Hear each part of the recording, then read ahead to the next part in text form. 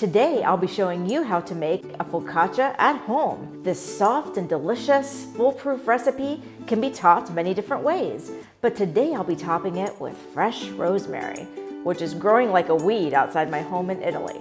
Let's get started, or as they say in Italian, cominciamo. We start by adding 3 cups of flour to the stand mixer bowl, which is 470 grams or 1 pound of flour. I highly recommend that you weigh if possible, because it's always more accurate when baking.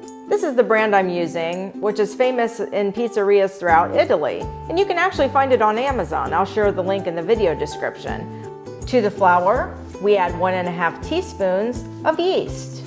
That's 7 grams. And 1 tablespoon, or about 16 grams of sugar. And give it all a quick mix. Today I'll be using my stand mixer to do the job of mixing and kneading. Here I've got a KitchenAid Heavy Duty, which is very similar to the KitchenAid Pro series sold in the US. We start off mixing with the paddle attachment. For the liquids, we start with a little less than a cup of water, which is about 230 grams. And to the water, we add 1/2 cup of milk, or about 115 grams. You can add this liquid as is. However, I'm going to pop this liquid in the microwave to bring it to lukewarm temperature.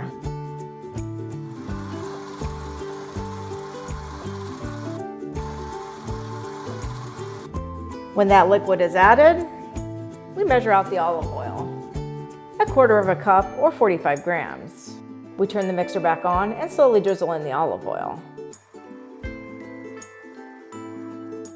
After you see the dough's begun gathering around the paddle attachment, it's time to replace it with the dough hook.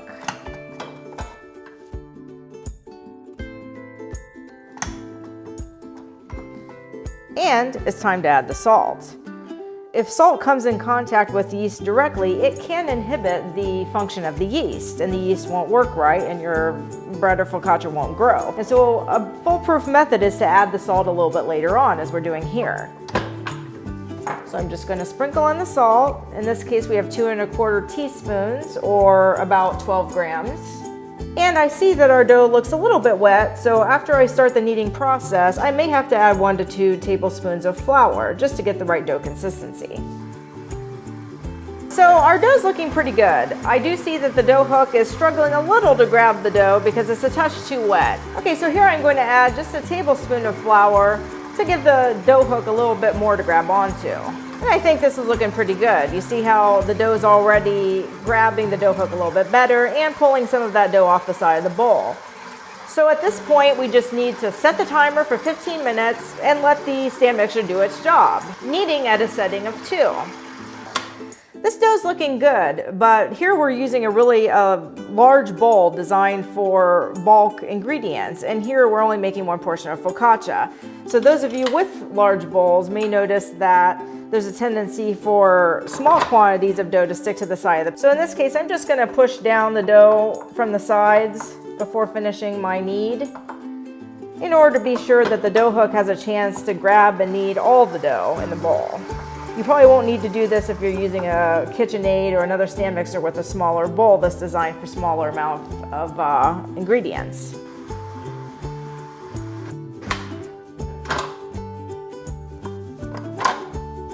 Our dough is ready for transfer. I'm going to transfer this dough to a well-oiled large Pyrex bowl. Your dough will still be wet and a little bit sticky, and that's just the way we want it.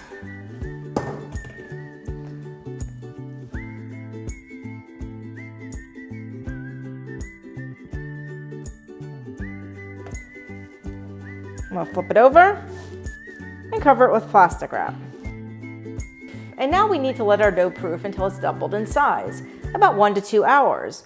The time can vary drastically depending on the temperature of the environment of the room that the dough is proofing in, or even the temperature outside. And here I'm proofing in the middle of winter, so I'm going to show you a few tips for proofing in your oven. If your oven can go as low as 89 Fahrenheit, 32 Celsius, set the oven to static at that temperature for proofing. Otherwise, simply turn on the oven light for proofing.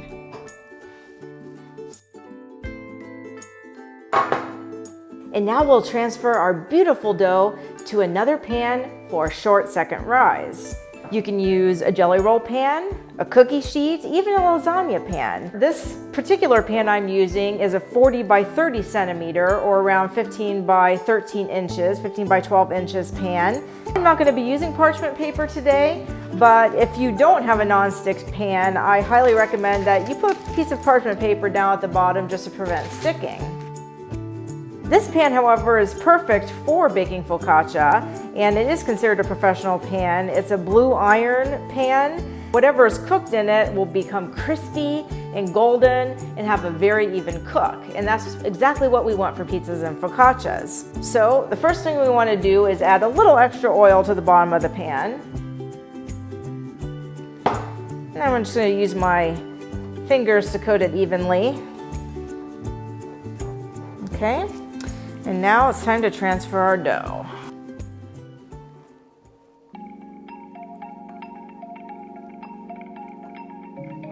Beautiful.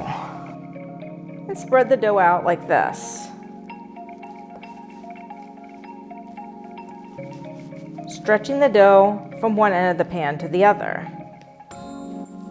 This dough does have quite a bit of gluten, so if you notice the dough springing back, just press gently. Let it relax and continue pressing. We can also lightly use our fingertips. Make sure that you don't leave too much dough in the center, but rather spread it out evenly across the pan. Another thin layer of extra virgin olive oil.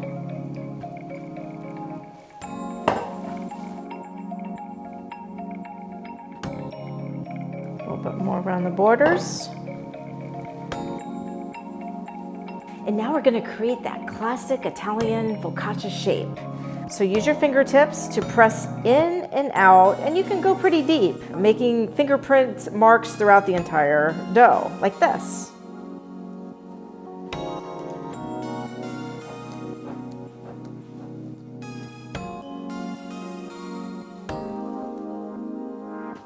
Now we're going to cover the dough with plastic wrap and let the dough rise for another hour. And then it's into the oven.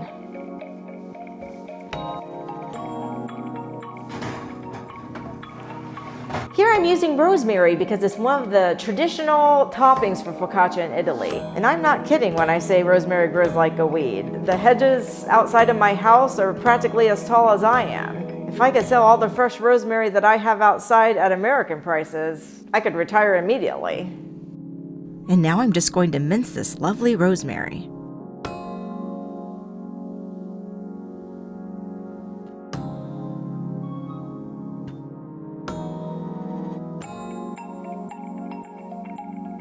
And while we're waiting for the final focaccia proof, we'd love to hear from you. So feel free to leave us a comment and let us know what other recipes you'd like to see on our channel. And while you're at it, don't forget to subscribe to our channel. It's totally free.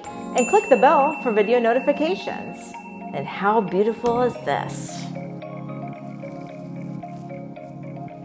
Tiny bit of olive oil. this olive oil will give us a nice golden crispy crust. A couple pinches of fine salt. And if you like, a bit of coarse or flake salt. Here I'm using Malden flakes. This will really bring out the flavor of the focaccia. And of course the star of our show, 1 to 2 tablespoons of minced rosemary. And now I'm going to put this beautiful focaccia into a preheated 350 degree Fahrenheit, 175 degrees Celsius oven for 20 to 35 minutes. In this case, because I'm using a larger pan and I have a shorter focaccia, we're probably going to set the timer for about 25 minutes and see how it's coming along.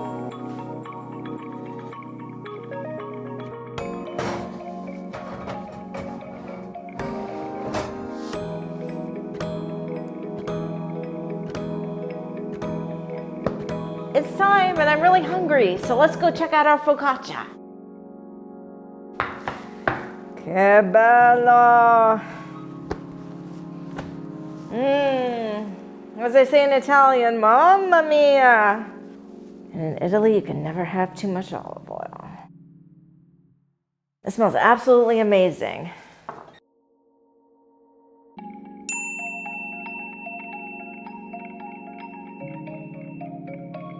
Okay, we're gonna cut this bad boy like an Italian grandma with scissors.